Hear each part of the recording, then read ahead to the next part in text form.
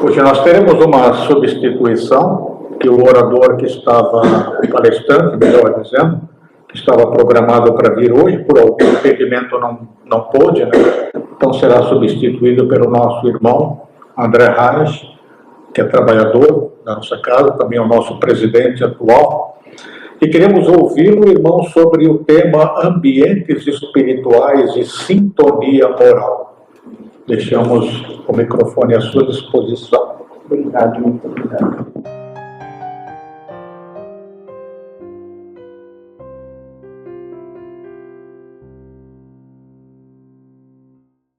Caros amigos, uma boa tarde a todos.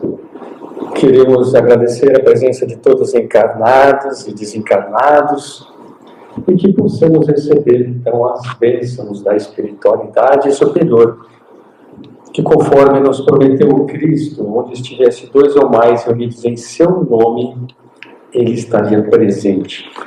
Nesta tarde, nós vamos falar sobre ambientes espirituais e sintonia moral. Também abordaremos a transformação pelo amor. Então vamos refletir sobre esse tema, observando que a vida humana, nós perceberemos que todos nós convivemos em diferentes ambientes. É importante citar, inclusive esse tema foi solicitado a permissão para um palestrante, Roosevelt Thiago. Estivemos em Campinas no mês de fevereiro, no Conecta Espiritismo, uma conferência para 2.000 pessoas. E eu não conhecia esse palestrante, tive a grata surpresa e satisfação.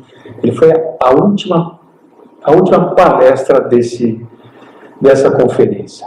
E aí entramos em contato com ele pelo Instagram e ele nos passou então todo esse material que queremos dividir com vocês.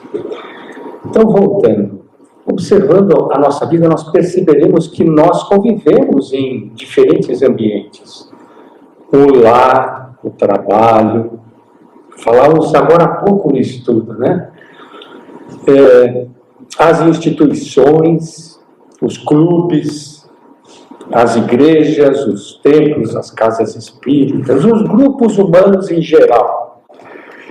E todos esses ambientes possuem algo em comum. Eles são profundamente influenciados pelos sentimentos das pessoas que os compõem. E quando há respeito, fraternidade e amor, esses ambientes se tornam saudáveis, acolhedores, espiritualmente equilibrados. Mas, quando faltam esses valores, algo começa a adoecer. Surgem conflitos, surgem rivalidades, surgem ressentimentos. E quando esse processo se aprofunda, abre-se então um espaço para algo que a doutrina explica muito bem. A doutrina espírita. A influência espiritual inferior. Ou seja, a obsessão. Então surge uma pergunta que pode parecer até provocativa. Se isso pode acontecer no lar, se pode acontecer no ambiente de trabalho, se pode acontecer em qualquer grupo humano, será que também poderia acontecer dentro de uma casa espírita? Eu não sei você, mas eu já trabalhei em cada ambiente de trabalho que era um querendo puxar o tapete do outro, desavenças, aquelas fofoquinhas no cafezinho. Então, será que pode também um centro espírita estar obsediado? Podemos refletir hoje sobre esta questão, não só o centro, mas o ambiente de trabalho, o grupo familiar, o clube que eu frequento. E essa, então, é uma pergunta que, a partir dela, vamos compreender algo muito importante. Como a transformação moral pelo amor é o verdadeiro antídoto para qualquer processo, em qualquer lugar de desarmonia espiritual. E gostaríamos de iniciar, então, com essa reflexão. Será mesmo que onde eu trabalho pode ocorrer, pode estar obsediado a igreja que eu frequento, o templo, o meu lar? Nós vamos refletir neste momento, estamos no ambiente de casa espírita. E vamos refletir agora. Porque nós aprendemos desde cedo que as casas espíritas possuem uma proteção espiritual. Sabemos que existem espíritos benfeitores que acompanham os trabalhos, que inspiram os trabalhadores, que sustentam espiritualmente as atividades da casa. Isso é verdadeiro. Mas precisamos lembrar algo muito importante. O centro espírita não são as paredes, não são as portas, as janelas, não é o estacionamento, não é a banqueta, não é a mesa. O centro espírita somos nós. Nós que frequentamos. Nós que trabalhamos. Nós que estudamos. Nós que convivemos. E se cada um de nós pode sofrer influência espiritual, então um grupo de pessoas também pode sofrer influência espiritual. No ambiente de trabalho, no clube, na igreja. Essa é uma realidade espiritual que a doutrina espírita nos convida a compreender com maturidade. E o que diz a doutrina espírita? Allan Kardec explica algo muito importante no livro dos Médiuns, quando ele aborda o fenômeno da obsessão. Ele nos ensina que, assim como um espírito pode exercer influência sobre um indivíduo, vários espíritos podem exercer influência sobre várias pessoas ao mesmo tempo. Quando isso acontece, a obsessão pode assumir um caráter coletivo, quase como uma espécie de epidemia espiritual. E Kardec ainda acrescenta algo muito interessante. Eu peço licença para ler, está no capítulo 29, depois se alguém tiver uma curiosidade, eu vou ler apenas um trecho. Está no item 340 do Livro dos Médiuns. Ele afirma que existem espíritos protetores das associações, das cidades, dos povos e também das instituições. Olha só, ele diz aqui: contra outro escolho tem que lutar as sociedades, pequenas ou grandes, sociedades espíritas, pequenas ou grandes, e todas as reuniões, qualquer que seja a importância de que se revistam. Os ocasionadores de perturbações não se encontram somente no meio delas, ou seja, só no meio das pessoas, mas também no mundo invisível. Assim como há espíritos protetores das associações, das cidades e dos povos, espíritos malfeitores se ligam aos grupos, do mesmo modo que aos indivíduos. Ligam-se primeiramente aos mais fracos, aos mais acessíveis, procurando fazê-los seus instrumentos. E gradativamente vão envolvendo os conjuntos. Por isso que tanto mais prazer maligno experimentam, quanto maior é o número dos que lhes caem sob o jugo. Eu li só um trechinho, tá? Deve ter aqui 2 ou 3 páginas.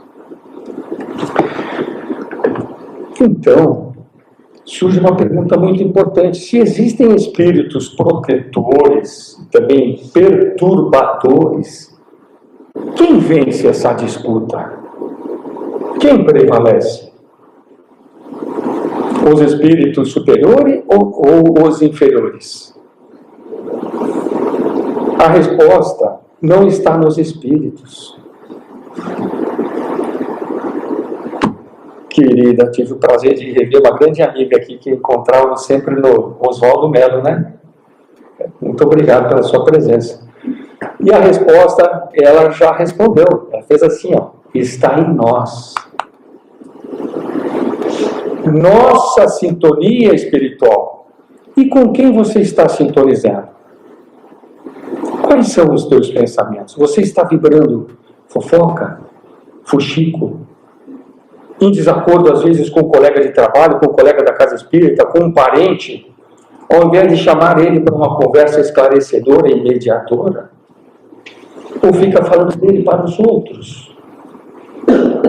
Vejam que esse pensamento serve para qualquer instituição.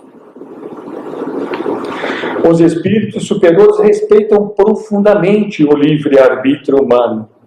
Eles inspiram, eles orientam, eles sugerem, mas eles não impõem.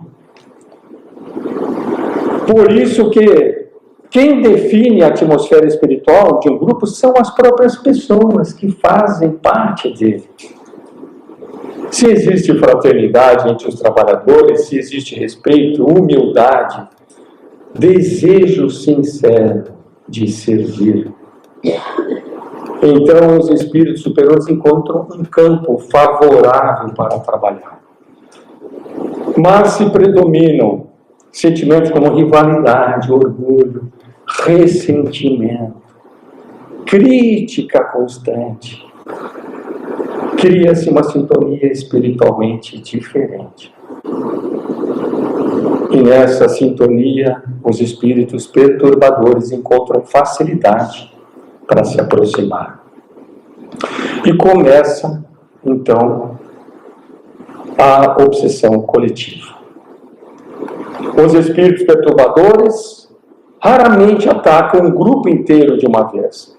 Eles começam pelos pontos mais frágeis. Eles observam, analisam, eles percebem quem está mais vulnerável emocionalmente. Às vezes é alguém que se sente pouco valorizado. Às vezes é alguém que guarda mágoas. Às vezes é alguém que já não se sente confortável dentro daquela instituição, daquele grupo familiar, daquele ambiente de trabalho. Então começam a alimentar pensamentos, pequenas sugestões, pequenas críticas, pequenos comentários, nada muito evidente, ainda tudo muito sutil, mas pouco a pouco surgem pequenas divisões, pequenos grupos, comentários que começam a circular nos bastidores, críticas que não são feitas diretamente à pessoa envolvida, mas são comentadas com outros. E lentamente a harmonia espiritual começa a se enfraquecer. O tal clima invisível. Como já mencionei, trabalhei em uma ocasião em um ambiente que era difícil permanecer 8 horas naquele trabalho. O mais curioso é que muitas vezes quem observa de fora não percebe nada. Externamente está tudo normal. As reuniões continuam acontecendo, as palestras continuam, os passos continuam sendo aplicados, mas nas entrelinhas algo mudou. O clima espiritual não é mais o mesmo. Isso acontece porque a corrosão espiritual geralmente ocorre de forma silenciosa.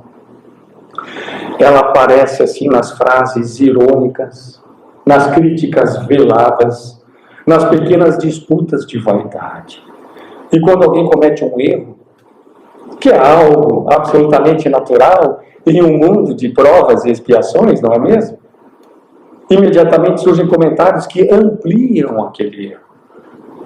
Aquela historinha, começou aquela fogueira, em vez de jogar água, vai lá e joga um pouquinho de álcool.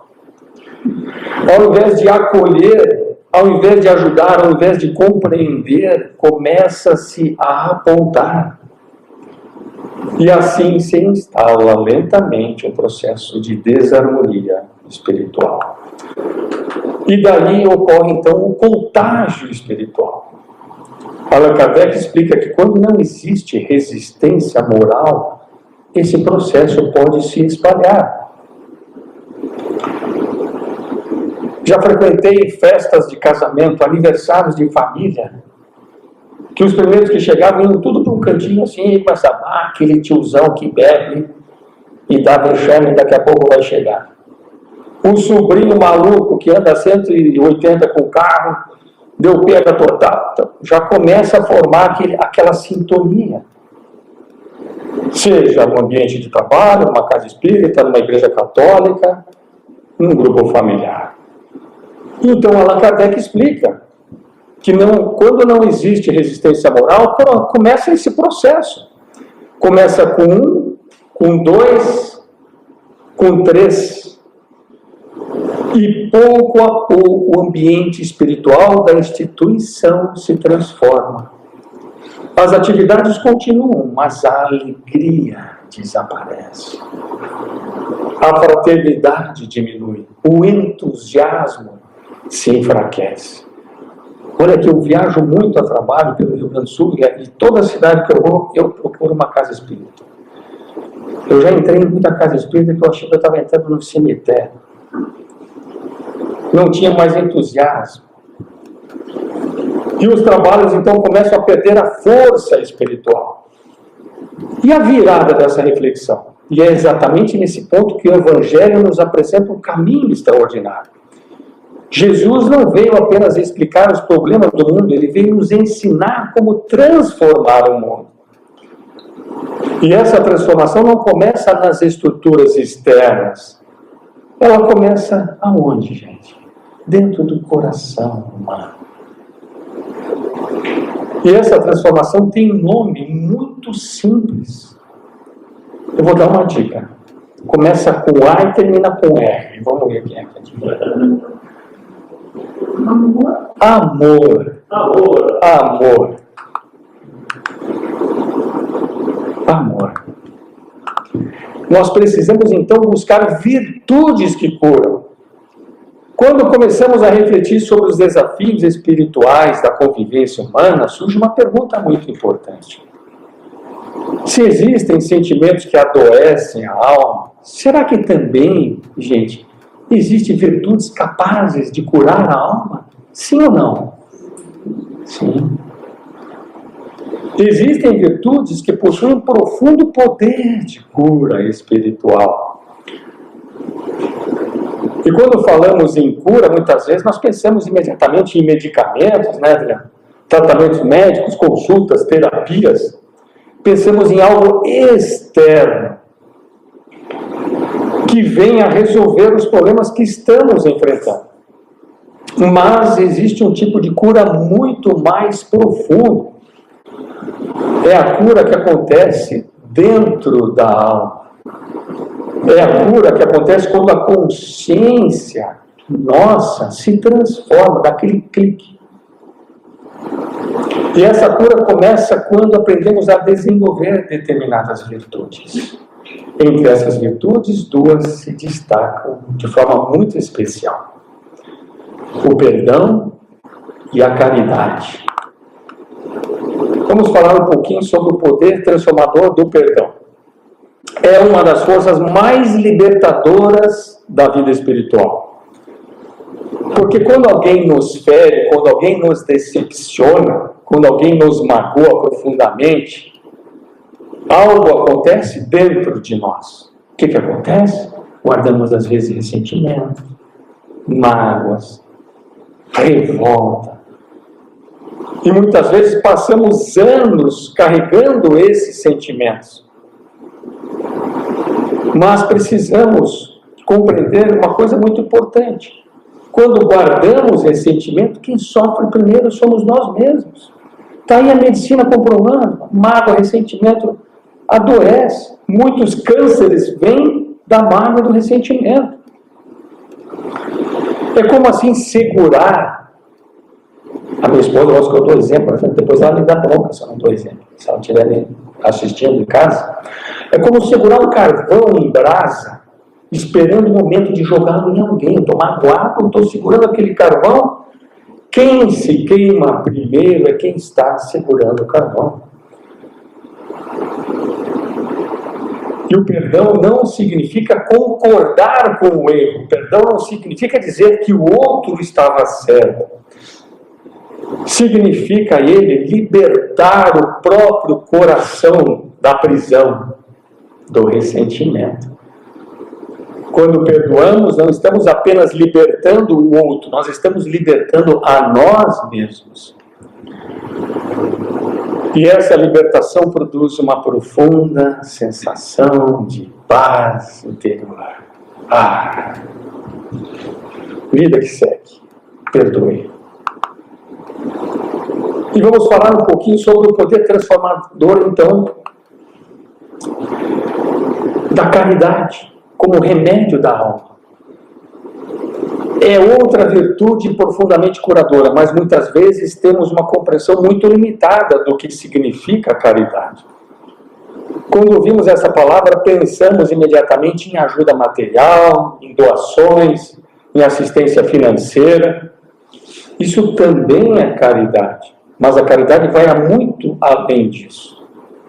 Caridade também é saber ouvir, dedicar o tempo, ter paciência, é acolher alguém que está sofrendo, é oferecer palavras de conforto, é compartilhar conhecimento, é estender a mão a quem precisa.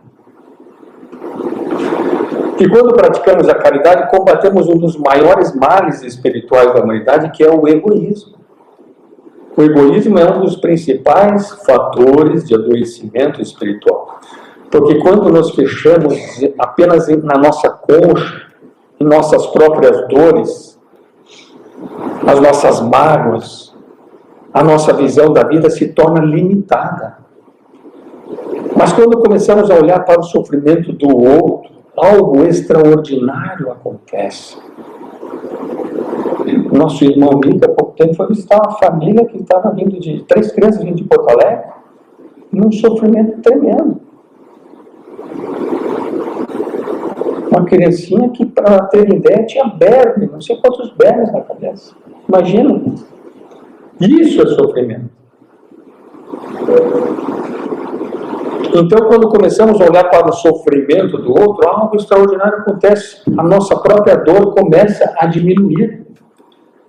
E falando da caridade como remédio da alma, é outra virtude profundamente curadora. Mas aí lembramos da força moral que cura. Quando observamos os relatos do Evangelho sobre as curas realizadas por Jesus, surge uma pergunta muito interessante. Qual o remédio Jesus utilizava? Qual? Nenhum. Ele não prescrevia assim, medicamentos. Ele não aplicava tratamentos físicos, dava paz. Mas ele oferecia algo muito mais profundo. Ele oferecia força moral, esperança, fé. Ele oferecia amor. E essa força moral era capaz de produzir transformações profundas no espírito humano. E quando o espírito se fortalece, muitas vezes o próprio corpo responde positivamente. Quantas vezes alguém que está profundamente angustiado encontra um amigo sincero? Vai lá, conversa um pouquinho com o amigo, joga um pouco de conversa fora, conversa um pouco, recebe atenção do amigo, carinho, amor, e sai daquele encontro dizendo: nossa, agora eu estou bem melhor. Que delícia que foi encontrar o fulano. Nenhum medicamento foi administrado, mas houve algo extremamente poderoso. Houve amor. Portanto, temos virtudes que curam e vícios que adoecem. Se existem virtudes que curam, também existem atitudes que adoecem. Entre elas podemos citar o egoísmo, a ingratidão, a avareza, o orgulho, a indiferença. Essas atitudes criam um ambiente espiritual pesado. Basta observarmos o mundo ao nosso redor para percebermos isso. Quanto mais as pessoas deixam de se importar umas com as outras, mais a sociedade se torna doente. Quanto mais cresce o individualismo, mais cresce a solidão. Quanto mais cresce o orgulho, mais crescem os conflitos. Por isso, o Evangelho não é apenas uma proposta religiosa. Ele é um verdadeiro projeto, um guia de transformação da humanidade. E o que Jesus nos fala sobre amar os inimigos. Nossa, agora ficou difícil, né? Entre os ensinamentos mais desafiadores do Evangelho está aquele em que Jesus diz: amai os vossos inimigos. À primeira vista, esse ensinamento parece impossível. Muitas pessoas interpretam essa frase de forma assim equivocada. Pensam que amar os inimigos significa sentir por eles o mesmo que sentimos pelos nossos amigos ou familiares. Mas não é isso que o Evangelho ensina. Amar os inimigos não significa desenvolver sentimentos afetivos por quem nos prejudica. Amar os inimigos significa não entrar no ciclo do ódio. Significa não devolver o mal com o mal. Como é que era aquele mandamento, Moisés? Olho por olho, dente por dente. Significa não alimentar a violência moral.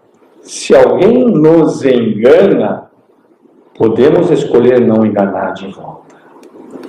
Se alguém nos trai, podemos escolher não trair de volta. Se alguém nos calunia, podemos escolher não responder com ódio. Isso é amar os inimigos. Não é sentimento. É decisão. É postura moral. Ou seja, amar como decisão. Muitas vezes pensamos no amor como uma emoção espontânea, né? Mas o amor verdadeiro é muito mais do que um sentimento. O amor é uma decisão. É uma escolha diária. Escolhemos amar quando escolhemos ser pacientes. Escolhemos amar quando escolhemos compreender. E daqui a pouco, aquele serzinho está equivocado. Ele terá o tempo dele. Escolhemos amar quando escolhemos perdoar. E com o tempo, essas escolhas vão então moldando o nosso caráter. E aquilo que começou como esforço, começa então a se transformar em virtude. Quando a gente menos perceber, já estamos fazendo de olho fechado. E aí lembramos da tal transformação interior. É por isso que a verdadeira transformação espiritual começa dentro de cada um de nós, não começa nas instituições. Não basta eu frequentar uma casa espírita, um grupo de estudo, uma igreja católica, uma evangélica, uma metodista. A transformação tem que vir de dentro. Não começa nas estruturas externas, começa no coração humano.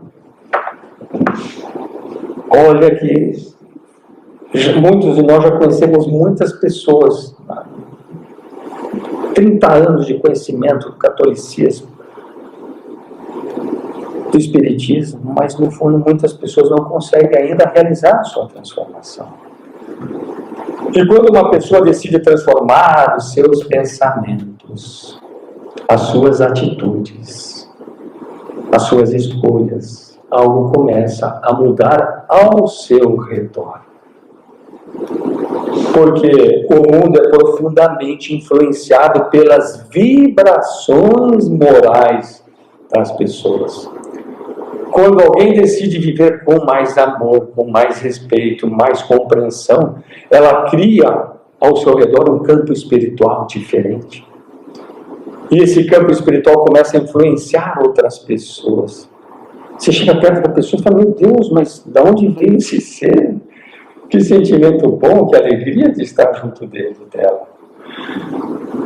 Então é muito importante também amar a si mesmo. Quando falamos de amor, muitas vezes pensamos apenas no amor ao próximo, mas existe um ponto muito importante que o próprio Evangelho nos convida a refletir. Jesus ensina: amarás o teu próximo como a ti mesmo. Observe bem a construção dessa frase. Ele não diz apenas amar o próximo, ele diz amar o próximo como a si mesmo. Significa que existe um equilíbrio necessário. Antes de amar profundamente o outro, nós precisamos aprender a desenvolver um amor saudável por nós mesmos.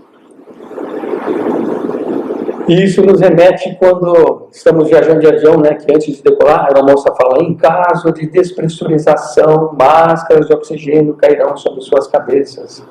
Primeiramente, coloque a máscara em você, para posterior ajudar o outro. Ou seja, aprenda primeiro a se amar. Mas precisamos tomar cuidado para não confundir amor próprio com egoísmo. Egoísmo é pensar apenas em si. Amor próprio é cuidar da própria consciência, da própria saúde espiritual. É buscar ser uma pessoa melhor. E quando uma pessoa desenvolve um amor equilibrado por si mesma, esse amor naturalmente transborda. As pessoas ao redor começam a sentir essa vibração de carinho, de respeito, de equilíbrio. Por isso, o amor verdadeiro nunca fica limitado dentro de uma única pessoa.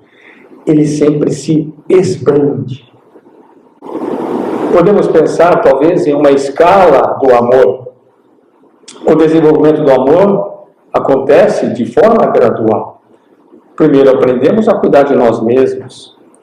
Depois aprendemos a amar aqueles que convivem conosco. Por isso, o ambiente familiar. Na reencarnação, ninguém erra de endereço. Todos nascemos no núcleo familiar necessário para nosso aprendizado, para nossa evolução. E devemos lembrar, no ambiente de trabalho é a mesma coisa, o ambiente de uma casa espírita é a mesma coisa, um grupo familiar, ninguém erra de endereço. Depois ampliamos esse amor para o próximo, em um sentido mais amplo, né? E somente depois estaremos preparados para um dos maiores desafios espirituais da humanidade, amar os inimigos. Mas ninguém começa pelo último degrau. O crescimento espiritual acontece passo a passo, é um processo de aprendizado. E o Espiritismo, então, é como uma terapia da alma. Muitas pessoas chegam à doutrina espírita carregando dores profundas. Algumas chegam depois de uma perda de um ente querido. Outras chegam após grandes desilusões. Outras chegam em momentos de crise existencial e aos poucos começam a perceber algo extraordinário. A doutrina espírita funciona como uma verdadeira terapia da alma. Quando estudamos o Evangelho, segundo o Espiritismo, especialmente o capítulo que fala sobre os aflitos, percebemos algo muito interessante. Ali encontramos diversos tipos de dores humanas, dores físicas, emocionais, morais. Mas, ao mesmo tempo, encontramos uma explicação profunda para essas experiências. Pois o Espiritismo nos convida a desenvolver aquilo que Allan Kardec chamou de fé raciocinada. Não uma fé cega, mas uma fé baseada na compreensão. Quando compreendemos o sentido das provas da vida, a dor, ela não desaparece, mas ela se torna assim mais suportável. Ela ganha um significado, ela se transforma em aprendizado. Eu já não me revolto mais tanto, agora eu entendo por que eu sofro. A dor que educa. Muitas vezes perguntamos, por que eu estou passando por isso? Porque essa dificuldade apareceu na minha vida, mas eu vou na casa espírita, eu dou cesta básica, eu participo do grupo de estudo. E a doutrina espírita nos ajuda a compreender que muitas experiências difíceis possuem um objetivo educativo. Vem para burilar nossa alma. E elas nos convidam ao crescimento, não à revolta.